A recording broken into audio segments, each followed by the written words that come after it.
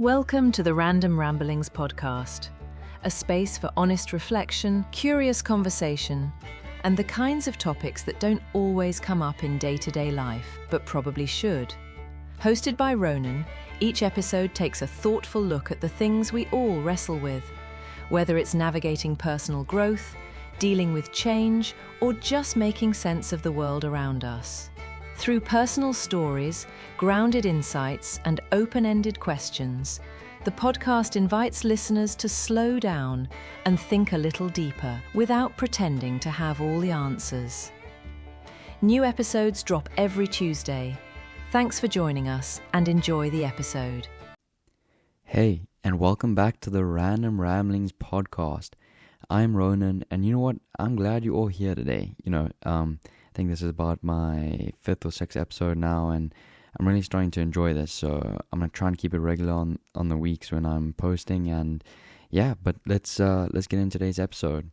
So today I wanted to open up today's episode with a question, and a question I've actually asked myself maybe in the past couple of weeks was, when was the last time you read a book just for yourself? Not for school, not because someone said you should, not to improve your productivity or build a new habit.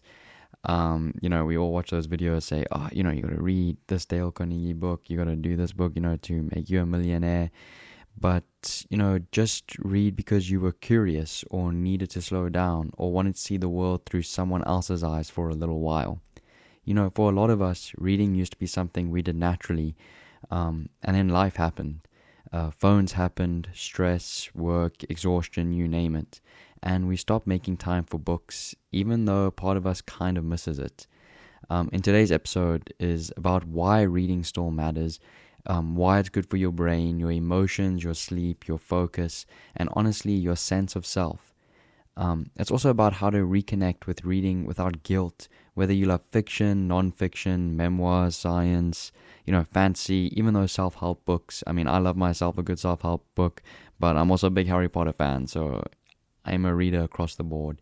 Or even if you haven't even touched a book in years. So let's get into it. I'll start with a little bit of honesty. I've always liked reading, but for a long time, I didn't really make time for it. Especially, towards the end of high school, university, when you start reading these big textbooks, when you have to read books for school, I stopped reading the books that I enjoyed on a day-to-day basis. So there would be these random bursts where I'd get back into it, usually when I felt burnt out or disconnected from myself, but these wouldn't last. These would just be when I got a little bit of motivation, I would read for 2 weeks. I would start a book, maybe get through a few chapters, and then slowly drift back to scrolling on my phone at night or falling asleep to whatever, such as especially the worst one, TikTok. I am definitely a victim of being addicted to that. And it wasn't because I didn't enjoy it. It's not because I didn't care. It was because reading requires a kind of focus and presence that's hard to access when you're exhausted, overstimulated, or distracted. But over time, I started to notice something. The days where I read even just a few pages, I felt much better. I wasn't instantly smarter or more productive, but my mind did feel more quieter. I felt more centered, and if it was easy to, it became easier to think clearly. So I started digging into the research. Why does reading help us feel that way? Because I wanted to start reading more, so I started delving into all this research and what's actually happening when we sit with a book. So I come from a science background. I've got to know that science has been done, that, people, everyone always says just read more. But I wanted to dig in and see, does this actually benefit us? Or can I use quick media these days, such as TikTok, to learn something within 5 seconds instead of reading a whole 40-chapter book on it? So let's talk about what reading actually does to your brain. There's this idea that reading isn't just, is just entertainment or just information, but it's, I think it's so much more than that. A study published in Neurology found that people who read regularly into old age showed slower rates of mental decline. In fact, the brains of lifelong readers were found to be nearly 30% sharper in memory-based tasks compared to non-readers. It's like strength training, but for your mind. Your brain's a muscle at the end of the day. Reading exercise, your brain's ability to process complex ideas, sustain attention, and build neural connections. And I want to kind of touch upon mental focus and attention. In a world that's constantly trying to steal your attention, especially TikTok, these instant dopamine, releases, like, scrolling through TikTok, watching these advertisements and all of that. Reading really strengthens your ability to hold attention. One idea, one sentence, one story. Reading activates the default mode network of your brain. This is the part that lights up during sleep, thinking, imagination, and self-reflection. And here's something wild. Even reading fiction, especially long-form fiction, has been shown to boost your brain's empathy centers. When you imagine what a character is thinking or feeling, your brain actually mimics that process in real life. Now, another big bonus of reading is actually stress relief. One of the most famous studies on reading and stress comes from the University of Sussex.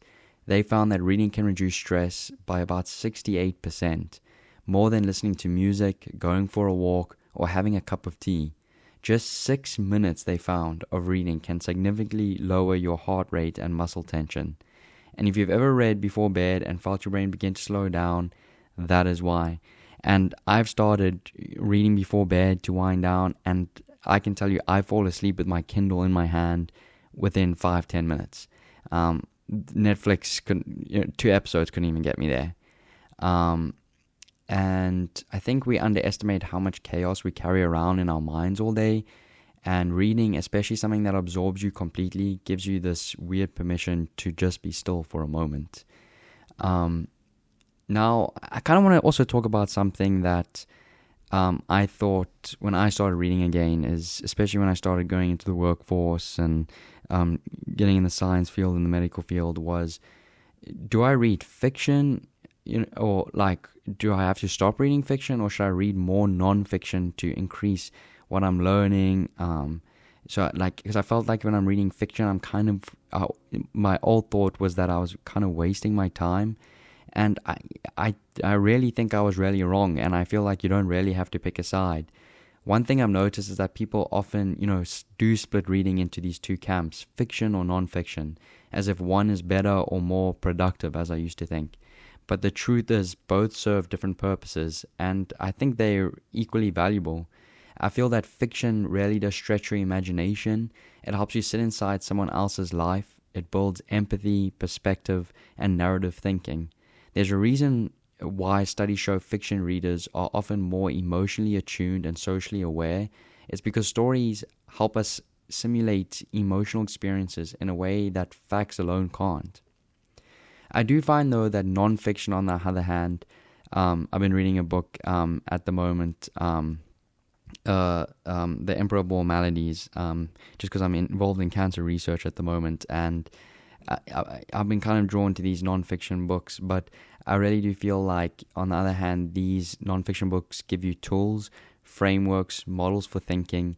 Whether it's a book on habits, trauma, decision-making, or creativity, I do feel like non-fiction can help you see your own life with clearer eyes. And sometimes the best books blur those lines: memoirs, essays, creative non-fiction, books that tell stories and share wisdom. I really think what I found is that some days I want a story just to lose myself in, and other days I want language for what I'm feeling, and some days I just want to learn something new. So again, I really do split what I read.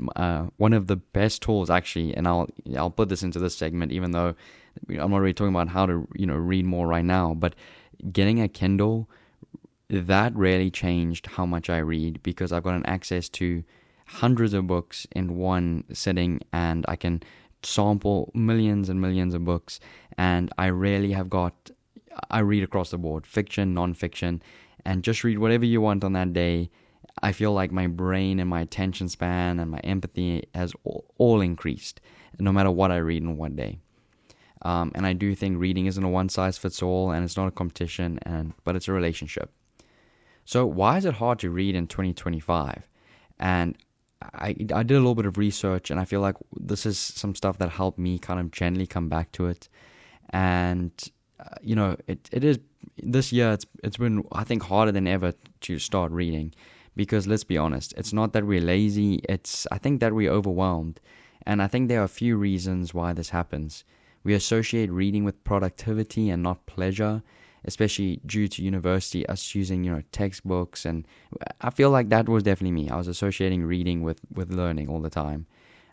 We feel guilty when we can't finish a book. That's definitely, I can relate to that. I don't know about everyone else, but, you want to, once you buy a book and you spend money on it, you feel like I have to read, to get something out of it, I have to read page 1 to the end. Otherwise, it was just a waste of time. And I feel like our attention spans are fractured by constant digital input. And I think the biggest culprit of this is TikTok. But we think we need to read also the right books. So we freeze or we scroll, or we'll say, I'll read later. But, here's the truth. You can make reading a part of your life again, and it doesn't have to be intense or perfect. So here's some, few ways how I've made space to read again, and, just slowly. It's not, not super fast, not just picking up the book again and being able to sit down for hours and reading. I try and keep books where I can see them. It's simple but powerful. A book, next to your bed or on your desk or near your coffee maker or in your backpack makes it easier to reach for it when there's a quiet moment. So any time of the day, wherever you are, there's always a book in sight. And I feel like instead of getting bored and scrolling on TikTok, you'll see the book and be like, oh, let me just read this book. And I feel like it would sharpen my mind again. And I think also number 2 is ditch the finish line. One of the biggest things that I watched on YouTube on how to start reading more books is that you are allowed to stop reading a book when you're not into it. There's no medal for powering through something you're not bored by, or you're bored by. And I think read what you enjoy. I think another good point is choose short chapters or essays. Start with books that don't require a huge time commitment, like that Stephen King. I watched that. I was a big fan of that movie when I was a kid. That It movie, and I went to go buy the book at the store. And that book, I just remember it being huge. Realistically, if you weren't into reading, you're not going to read this huge book. So I feel like just reading even 10 pages a night or getting a smaller book, it really does feel satisfying, and you get pretty far. If you think about it, just reading 10 pages a night, you read, let's say 30 days in the month, that's 300 pages. And that's just 10 pages. Not, some chapters aren't even 10 pages. So, if you put that into into your mind, that's quite a lot. I think also another great form of content, and I've started listening, way more of this type of content, is podcasts and audiobooks. Especially when you're working in that, I feel like it's a cool form of media that's very similar to books, because on a walk, during your commute, folding laundry, it's kind of all reading. The research backs it up. Audiobooks and podcasts activate the same language processing areas of your brain. So, I think a good combination of both over there is quite a good, quite a cool thing. So I think the last point I want to say is make it yours. Don't read to be impressive. Don't chase the best of the best lists if they don't interest you. I think follow your curiosity, let it be messy and incomplete and human. Read what you want to read. I don't think there's the best book in the world. You want to read something that you would enjoy.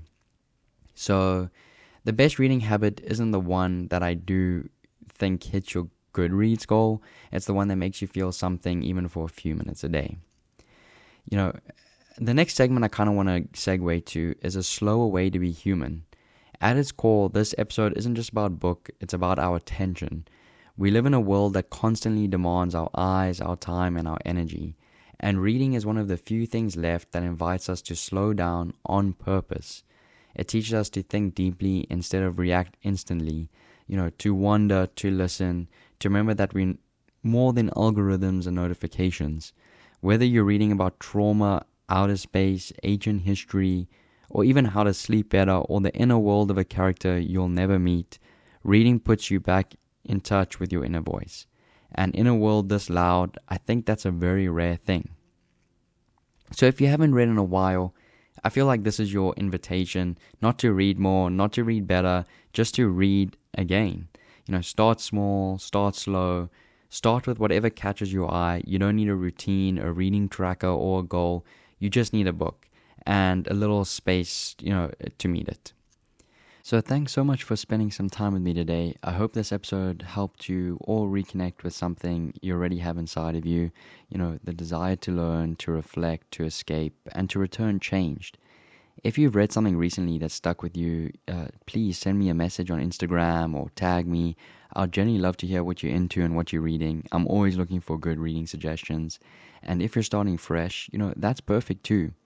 So I'm Ronan. You've been listening to the Random Ramblings podcast. Until next time, take care of your mind, feed it well, slow down when you can, and maybe pick up a book.